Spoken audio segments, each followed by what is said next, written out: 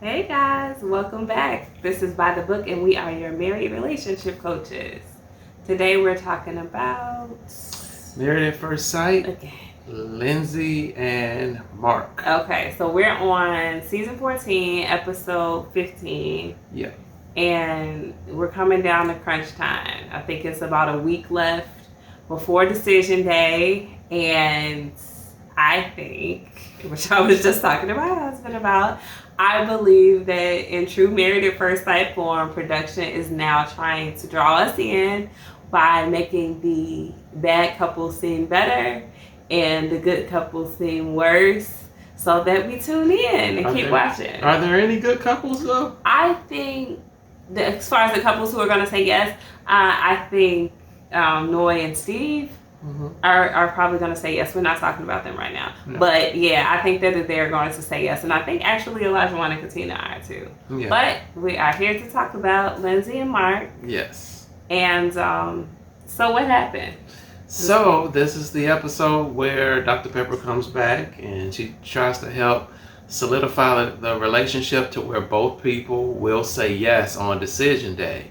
And so she goes to see Mark and Lindsey, and of course Lindsey is being Lindsey, and she's throwing out absolutes that she's done, she's over it, or there's no coming back from whatever he's done now that upsets her. And so Dr. Pepper kind of like helps get them through that particular situation. But my thing is it just me, or does it seem like they never really address the elephant in the room? They never really get to the root of the problem, by which is rooted in Lindsey's behavior. What do you feel? Yeah, I haven't seen it addressed.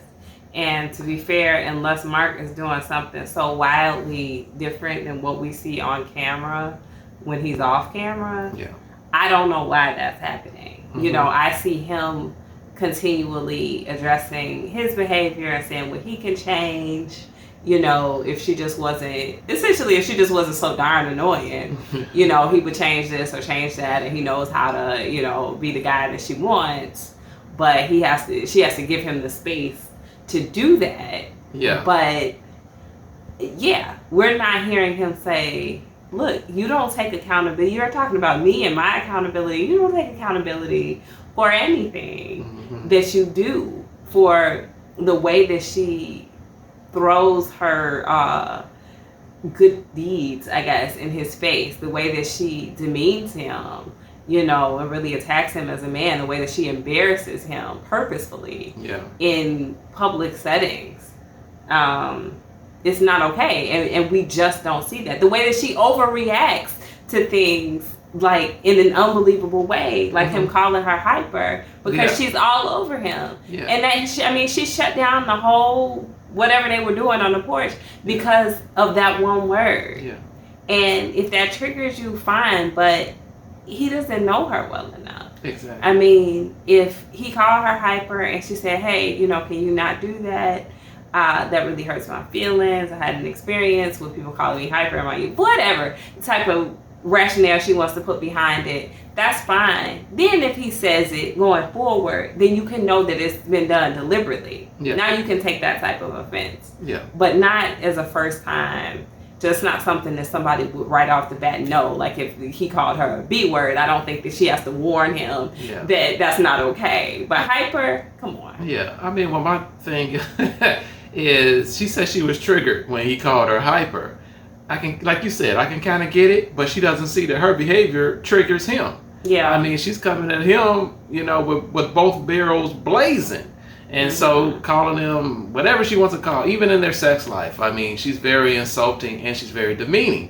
And so she comes at him triggered, and then she triggers him. And basically that leads me to the next thing. He comes out and he basically apologizes. But before then, Dr. Pepper co-signs it. You know, hyper is a negative word or whatever. Yeah, she says it's not a compliment. It's not a compliment. Yeah. I'm just like, it's not. It's not. I could see how it can be offensive, but it's only fair and it's only right in a marriage or in any situation where you have a relationship with somebody for you to communicate things to them. you know, you just have to. And with them not knowing, they don't have a history, I think that was worthy of at least a warning or a ask. You know, can you not say that? That's not funny to me. Yeah. And then, all right, she didn't give him a warning, but she did come after him about the hyper thing. But then he brought up, hey, I'm trying to sleep, I'm trying to rest. She's poking me, she's jumping on top of me, she's trying to wrestle me like WWE. And the last time he looked, he's not the Undertaker or The Rock or anything like that. So he's kind of put off by that. So he's telling her to stop. But does she stop? No. You know, because Lindsey is doing what Lindsey does. Yeah, she does what she wants to do. She expects it to be accepted.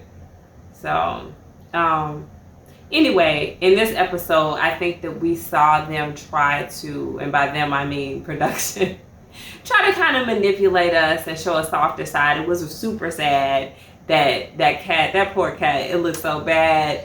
I felt so bad for him and that cat. Yeah. But, you know, they showed Lindsey kind of being supportive about that. I don't know how genuine I think that was. She'll throw it up in his face. Yeah, like I was there for you when your precious cat was dying, the cat that you gave more attention to. You know, like, yeah, she'll find a way to turn that into something about her. Exactly. I'm sure. Exactly. But nonetheless, they're showing like this tender side of Mark. They're showing them doing a lot of hugging. They're communicating about their childhood. They go to Mark's childhood home and he stands there and he seems very emotional.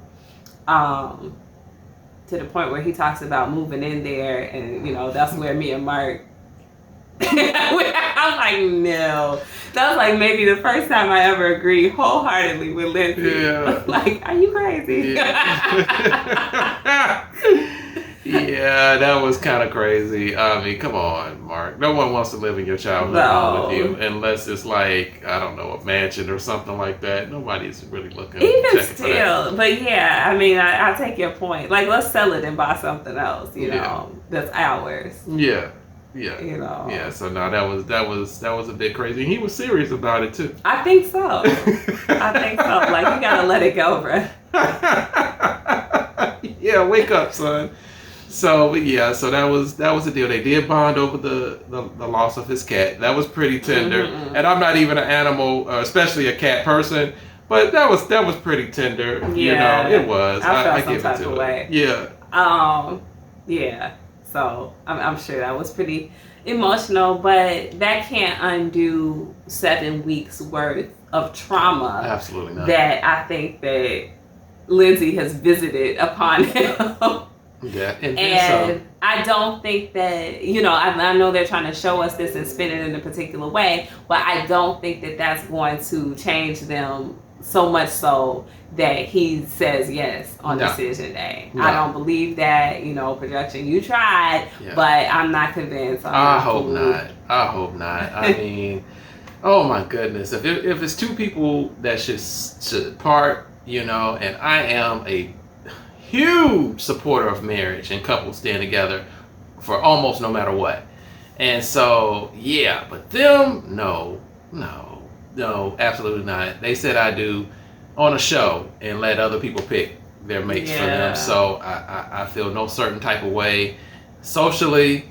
I feel no type of way spiritually or religiously about them staying together. I think they need to not only split but run as fast as both of them can from one another, and hopefully, God willing, Lindsey gets the help that she needs. And Mark, he's not a gem by no means of the imagination, but yeah, he can relate a lot better, I think, more effectively than what Lindsey does. Yeah.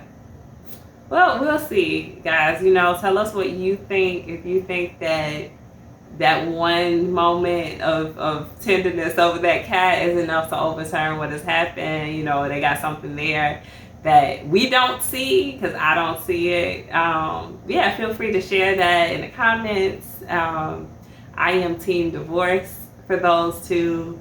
From here on out, we're going to be talking about our predictions because we're down to the wire. Yeah. And so I think me and my husband are aligned on this one. We're both team divorce. I hope I'm right. I usually hope I'm wrong when I say teen divorce, but I hope I'm right this time. I mean, just from the standpoint of it's hard for us to watch, how hard can it be for them to live it? Cringeworthy. Yeah. So, like I said, let us know if you agree with us. If you don't agree with us, like, share, subscribe, and we'll talk to you next time. All right. Bye.